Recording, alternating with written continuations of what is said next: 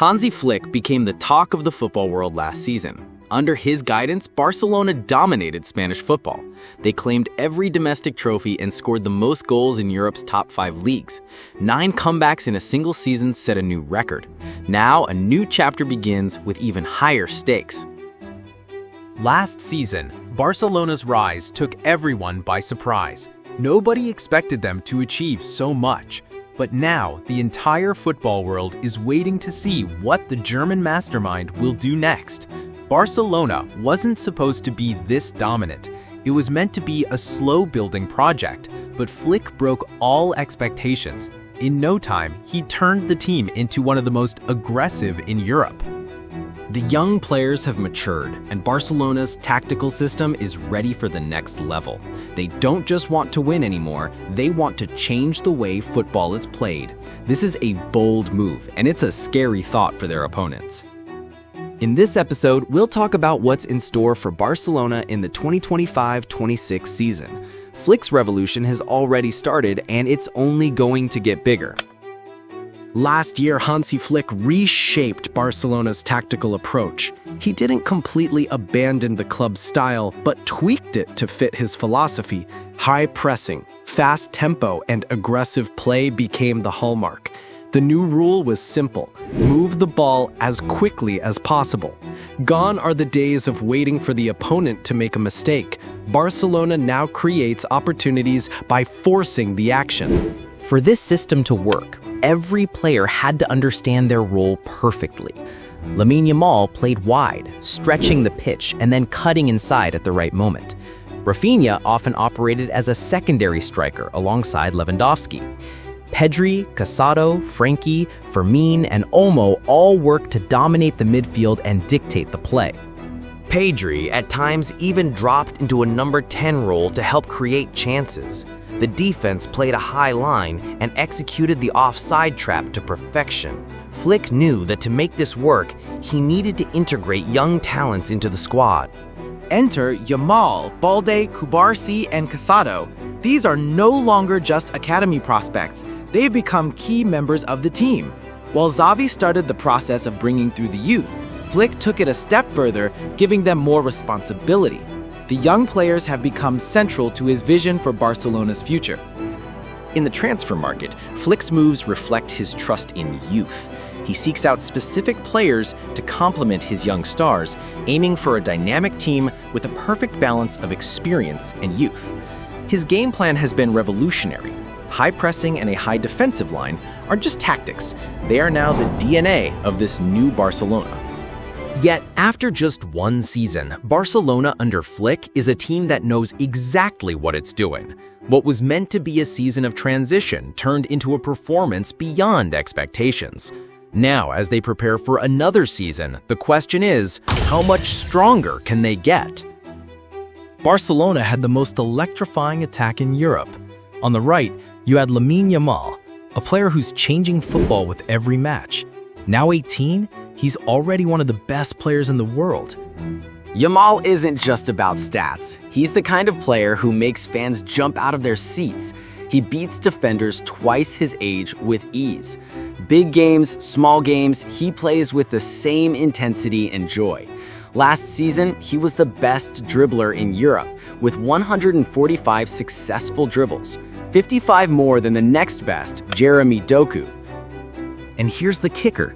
The player on the opposite flank, Rafinha, was even better. Rafinha's season was one of the best individual performances in recent Barcelona history, only excluding Messi. 34 goals, 25 assists, and 57 appearances.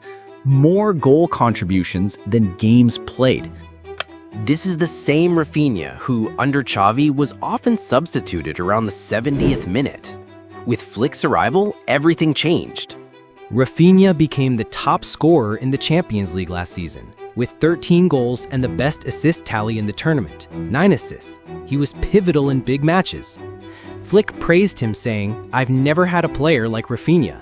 His speed and ability with and without the ball are incredible." This comes from a coach who's worked with many world-class players. Flick changed Rafinha's role as well. Instead of staying strictly on the flank, Rafinha moved more centrally. He started taking more shots, creating more chances, and positioning himself closer to the goal. This shift made him even more dangerous. Robert Lewandowski remained at the core of Barcelona's attack, netting 42 goals last season. It might be his final year at the top level, but even now he's finishing seasons with one of the best records globally. He's aging, but there's a feeling Lewandowski will leave it all on the field in the quest for the Champions League title. Then there's Marcus Rashford, who many had written off in recent years. Initially, Barcelona had their eyes set on Nico Williams, an ideal transfer. But when that didn't work out, they saved the money and brought in Rashford on loan. At 27, Rashford still has time to shine. He's a player with mental challenges, yes, but anyone who has spent years at Manchester United knows the pressures involved.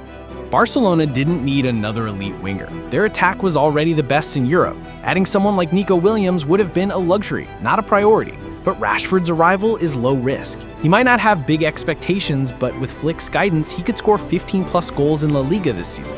Rashford can play in multiple roles, on the wing or centrally, giving Barcelona more attacking flexibility. Then there's Ferran Torres, who had an outstanding season. He's not going anywhere anytime soon and will continue to compete for his spot.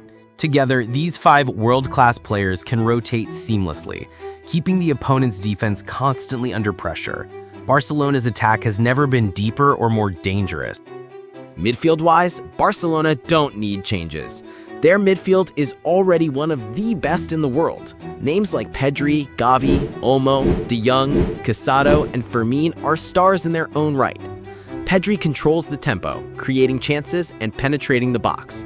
Olmo plays closest to the attack, as he did last season. Gavi, recovering from a ligament injury, is now primed to return to top form. This season is a fresh start for him. He can get back to his previous level and remind the world of his talent. There's also Marc Bernal, who returns from injury. His return is like a new transfer. Bernal had a stellar start last season and at one point was rated higher than Casado. While Casado had a fantastic first season, Bernal plays a style similar to that of a young Busquets. That's exactly what Barcelona need in midfield. He was sorely missed at the end of last season when Casado was injured and De Jong was playing hurt. Defensively, Barcelona needs a solid replacement for Jules Koundé. The Frenchman was a machine, playing every match until he was injured against Inter. There are rumors linking Barcelona to Denzel Dumfries, but they are also scouting another option for the right-back position. On the left side, Balde had a stellar season, but has struggled with injuries, often missing long stretches of play. Gerard Martino has shown potential, but he's left a mixed impression. Some doubt whether he can maintain the level needed for crucial matches. The question now is, what will Flick decide? Will he stick with Martino as the second left back, or will he seek out a new option? At the end of last season, there were talks about Ter Stegen's future at Barcelona. The situation is complicated and hard to comment on, but it seems the issue isn't his skill level. It's more of a conflict. Ter Stegen is stubborn and doesn't want to leave, but Flick is a principled coach and won't back down. Juan Garcia, last season's top goalkeeper in terms of saves, has taken over.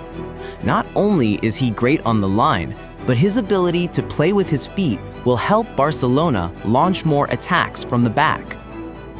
Wojciech Szczesny had an impressive season, but his ball-playing ability from goal didn't meet the necessary level.